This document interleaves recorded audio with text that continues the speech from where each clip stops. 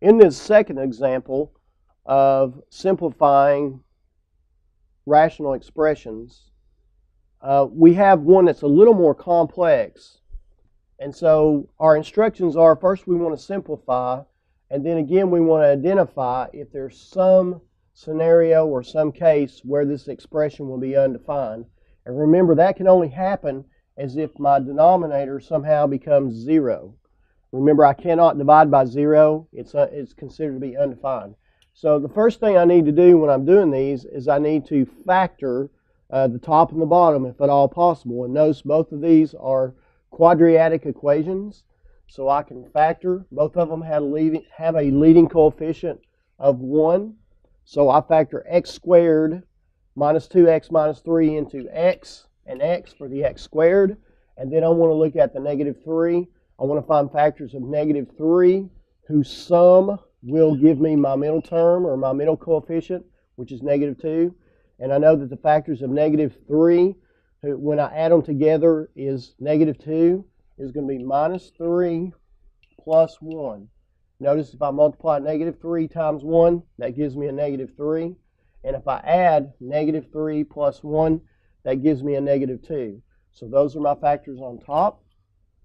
Then I do the same thing with the bottom, and notice the leading coefficient here is also 1. So I factor x squared into x and x. And then when I want to find the factors of positive 4, whose sum is 5. So the factors of positive 4, whose sum is 5, is going to be plus 4 and plus 1.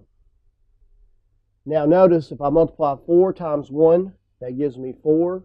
And then if I add 4 plus 1, that gives me a middle term, which is 5. Now that I have these factored, what I want to consider, if there's anything that I can cancel out. And notice I have x plus 1 on the top. I have x plus 1 on the bottom. Those will cancel each other out. My x minus 3 and my x plus 4 are different, so I cannot cancel anything else. So my answer is going to be x minus 3 divided by x plus 4. Now I want to figure out if there's a condition or a situation where my denominator can be 0. So I take the factors that I came up with for my bottom term, my bottom polynomial, or my polynomial that is my denominator, and I take each one of those and set them equal to 0 and solve them for x. All right, so x plus 4, to solve that, I subtract 4 from both sides. That gives me x equals negative 4.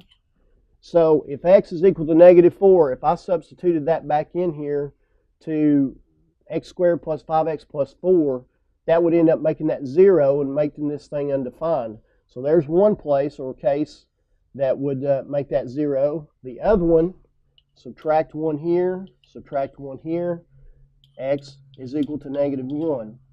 So if I took negative 1 and substituted it back into my denominator, which is x squared plus 5x plus 4, that would also give me 0. So what I would have to do once I get my answer, I'd have to put a comma and say x cannot equal negative 4 and x cannot equal negative 1.